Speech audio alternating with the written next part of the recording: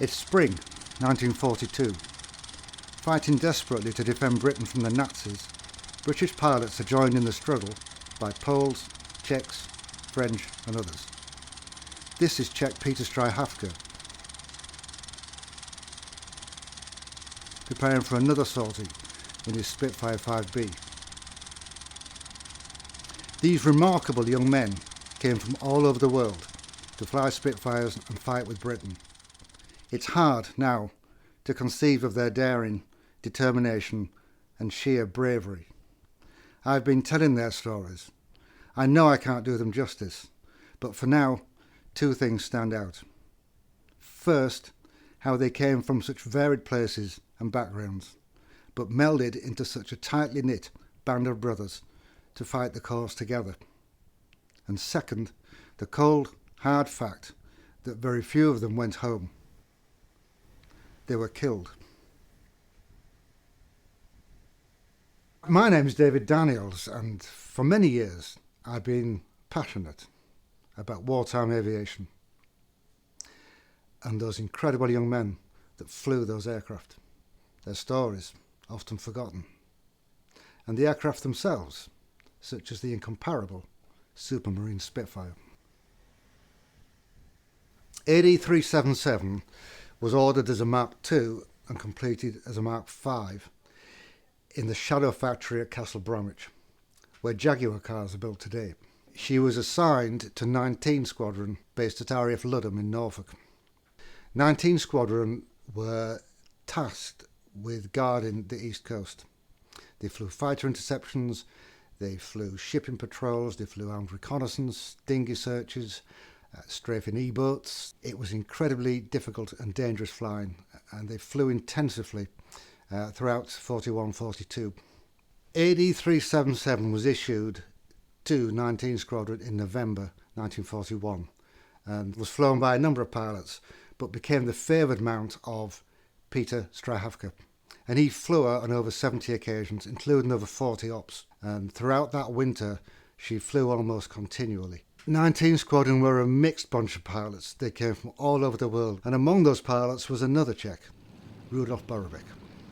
1st of April 1942, the aeroplane was taken by Rudolf Borovic on an exercise. There were 6 Spitfires on the exercise, and on return to Ludham, there was a rain squall approaching from the west. So they were quite keen to get down back in the airfield. So in a trail of Spitfires, they curved around to make their approach. Rudolf Borovic, in AD 377, intent on his approach, suddenly sees another Spitfire cutting in from his right. The rules of the air are that the aircraft established has priority, and in any case, there was going to be a collision if nothing was done. So, no doubt with the odd curse or two, he opened the throttle wide and turned to climb away, go around and make another approach. However, on opening the throttle, instead of a lusty roar from a Merlin, there was a stony silence. Now Borovic has to work quickly. He's only at 300 feet. The wheels and flaps are down. A Spitfire in that configuration with a dead engine comes down like a brick. So Borovic did not flap. He made all the right moves. He kept straight, kept his flying speed, tried to restart the engine. No joy.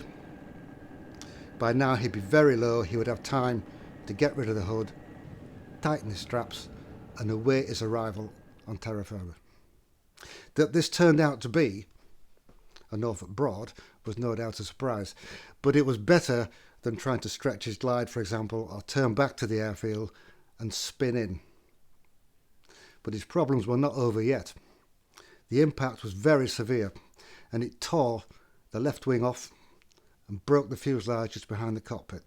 The engine and bearers came away, and the aircraft settled very quickly into about 4 feet of water. Sliding into the water, he found there was no footing in the liquid mud and silt, and he was quickly up to his armpits. He had no choice but to pull out the dinghy and climb into that. It took nearly half an hour for him to find a way out and clamber ashore. Well, Rudolf was next observed walking down the main runway at RAF Ludham with his parachute over his shoulder. with lots of choice Czech invective, with no doubt a few English additions thrown in. The 19 Squadron Engineering Officer was dispatched to examine the aircraft, and in fact she was written off the same day. However, 54 Maintenance Unit were dispatched to the location to recover the engine, because of course the reason for the stoppage needed to be ascertained. On arrival they saw that the aircraft was already half sunk in the mud and was only accessible by boat, and there was no slipway then. So, wartime being wartime, and they were not short of Spitfires, the aircraft was simply left to sink out of sight and out of memory. I got to hear about AD 377 from a colleague with whom I was working on another recovery. And he said to me, "David, have a look at this and see what you can make of it." And all he gave me was a serial number. So I set to work, I pulled all the records, I got the accident report, I gathered what information I could about the locality, and piecing it all together, it quickly became apparent that the account as presented could not be correct. That aircraft could not be where the records said it was. Well, according to the records, the aircraft lies in Hitlin Broad, but on reconstructing the accident, and from where the engine stoppage occurred, it was apparent that Rudolf Boivret could not have made Hitlin Broad. And there, I was pretty well stumped, until, by a complete fluke, I came across a piece of local knowledge, and it was a fluke.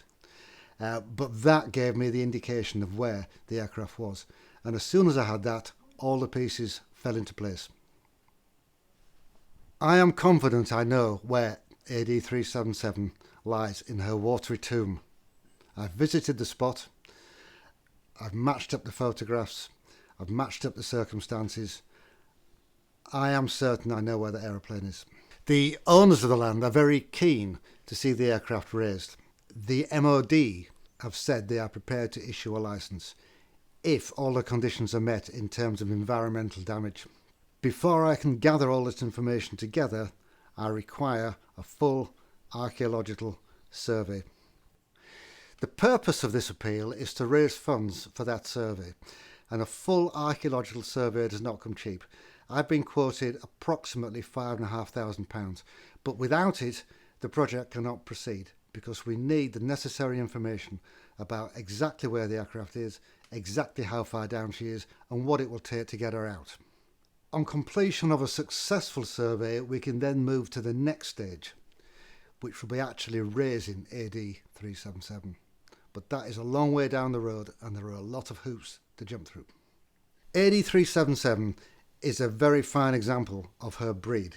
She is an early mark with an extensive operational history, and she deserves to be raised and flown in memory and honour of all those young pilots. With her, we can raise the profile of those young men and what they did, and surely they deserve that.